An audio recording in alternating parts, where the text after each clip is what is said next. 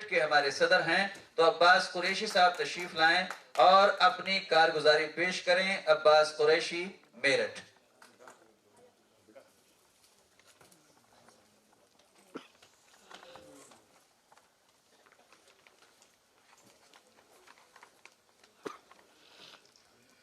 نحمدہ و نصلی علی رسول کریم۔ اعوذ باللہ من الشیطان الرجیم، بسم اللہ الرحمن الرحیم۔ اور ہمارے ہندوستان کے قریش کانفرنس کے صدر جناب محترم سنور علی قریشی صاحب اور نائب راشٹری صدر جناب سلیم صاحب، عاشقین قریشی صاحب، اور اس پروگرام کو نظامت کر رہے لوگوں کو کنیکٹ کر رہے ہمارے کلیگ ایڈوکیٹ یوسف قریشی صاحب، بہت ہی شاندار طریقے سے اس کی نظامت کر رہے ہیں۔ اور یہاں پر تمام سیورل اسٹیٹ سے آئے ہوئے ہیں، تمام الگ الگ شہروں سے آئے ہوئے، تمام قریش برادری کے حضرات، ذمہ دار اور عزت مآب پردہ نشی ہماری ماں بہنیں، جو انہوں نے اس پروگرام کو کامیاب کرنے کے لیے اپنے قیمتی وقت نکال کے لیے اور یہاں تک دلی تک پہنچے اور سفر کیا، ان کا سب کا میں تہ دل سے خیر مقدم کرتا ہوں۔ جناب، دور آزمائش ہے، اتحاد کی جستجو کر لو۔ دور آزمائش ہے، اتحاد کی جستجو کر لو۔ عبرت دے رہا ہے ہر روز ایک حادثہ، عبرت دے رہا ہے ہر روز ایک حادثہ، وقت رہتے اپنی صفحے درست کر لو۔ اگر آج دنیا چاہتی ہے کہ مسلمان، میں قریش برادری کی بات نہیں کروں گا کیونکہ قریش اگر ورڈ کنیکٹ کرتا ہے تو تمام دنیا کے مسلمان برادری کو کنیکٹ کرتا ہے، کیونکہ سب سے پہلے اگر ایمان آیا تو قریش کے اندر آیا تھا، اسی لیے پورے قریش برادری کی یہ ذمہ داری ہے کہ وہ عالم اسلام کے مسلمانوں کی ذمہ داری اٹھائیں۔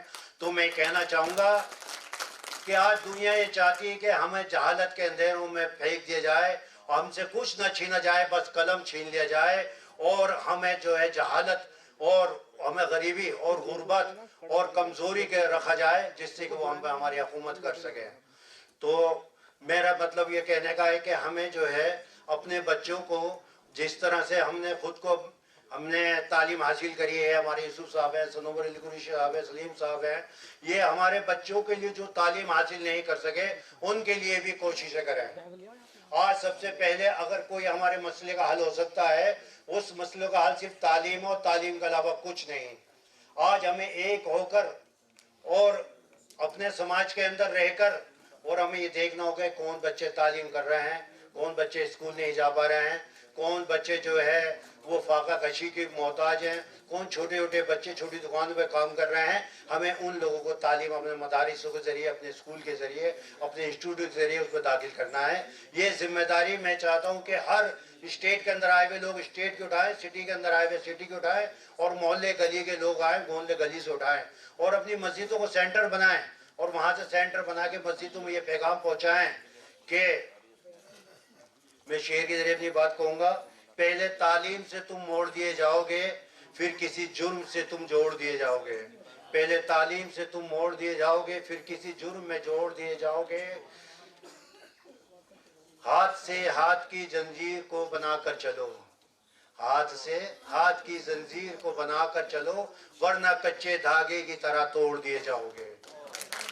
آج سماج کے اندر یہ تعلیم کا نہ ہونا تو بہت بڑا جرم اور گناہ ہے، بہت بڑی خسالت ہے، بہت بڑا نگیٹو پوائنٹ ہے ہمارا یہ۔ اور دوسرا، ہم نے جو ایک دہیج کا مسئلہ چلا رکھا ہے، پوری قوم برادر کو برباد کر رکھا ہے۔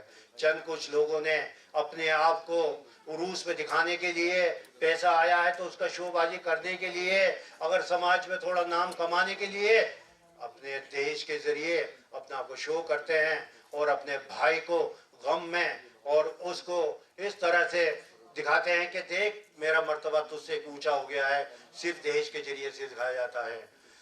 تو میرے بھائیوں، بزرگوں، میں آپ سے درخواست کروں گا کہ دہیج کے اوپر بھی بات کری جائے، دہیج کے اوپر بھی بولا جائے، اور اس لعنت کو دور کرا جائے۔ بیٹی جو رحمت ہوتی تھی اسے ہم نے زحمت بنا کے چھوڑ دیا ہے۔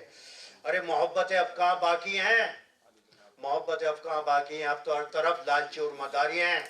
بوجھ ڈھوتا تھا غریب باپ، بوجھ ڈھوتا تھا غریب باپ، وہ دہیج کہاں سے کر پاتا، اسی لیے اس کی شہزادیاں آج تک کنواری ہیں۔ ये फिक्र और सोच की बात है कि हम क्या थे और हम क्या हो गए। हमारे नबी ने हमें क्या बनाकर भेजा था, हमारे साहबा ने किस तरह जिंदगी गुजारी थी, लेकिन हमने अपनी जिंदगी को मरहला क्या बना दिया, किस तरह से हमने अपने आप को कर लिया। अरे तालीम, दौलत कमाने के लिए तालीम भी तो जरूरी है। ये वकील साहब बैठे हैं, सईद साहब बैठे हैं, हमारे वकील साहब मुखातिब कर रहे हैं कि ये also they earn money through education. I am also through education. अगर आज के ज़माने में आप तालीम हासिल नहीं करेंगे तो फिर आप पैसा भी नहीं कमा पाएंगे। आप अगर पैसा नहीं कमा पाए तो फिर आप अपने मदारिसों को भी नहीं चला पाएंगे, आप अपनी मस्जिदों के इमामों की तनख्वाह नहीं दे पाएंगे। पैसा कमाना ज़रूरी है, उसके लिए तालीम का पाना ज़रूरी है।